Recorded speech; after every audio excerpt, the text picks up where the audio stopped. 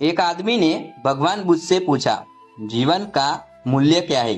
बुद्ध ने उसे एक पत्थर दिया और कहा, जाओ और इस पत्थर का मूल्य पता करके आओ, लेकिन ध्यान रखना इसे बेचना नहीं है।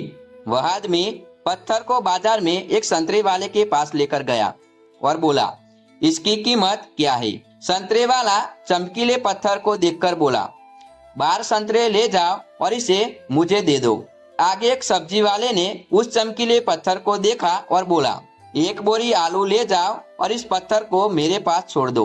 वह आदमी आगे एक सोना बेचने वाले के पास गया और इस पत्थर को दिखाया। सुनार उस चमकीले पत्थर को देखकर बोला, मुझे 50 लाख में बेच दो। उसने मना कर दिया तो सुनार बोला, 2 करोड़ में दे दो या तुम खुद ही इसकी कीमत बता दो, जो तुम मांगोगे वह दूंगा। उस आदमी ने सुनार से कहा, मेरे गुरु ने इसे बेचने से मना किया है। आगे वह आदमी हीरा बेचने वाले एक जोहरी के पास गया और उसे वह पत्थर दिखाया। जोहरी ने जब उस बेशकीमती रूबी को देखा तो पहले उसने रूबी के लिए एक लाल कपड़ा बिछाया, फिर उस बेशकीमती रूबी की परिक्रमा लगाई, माथा टीका। फिर जोहरी बोला, कहाँ से लाया है ये बेशकीमती रूबी है। सारी कायनात, सारी दुनिया को बेचकर भी इसकी कीमत नहीं लगाई जा सकती, ये तो बेशकीमती है।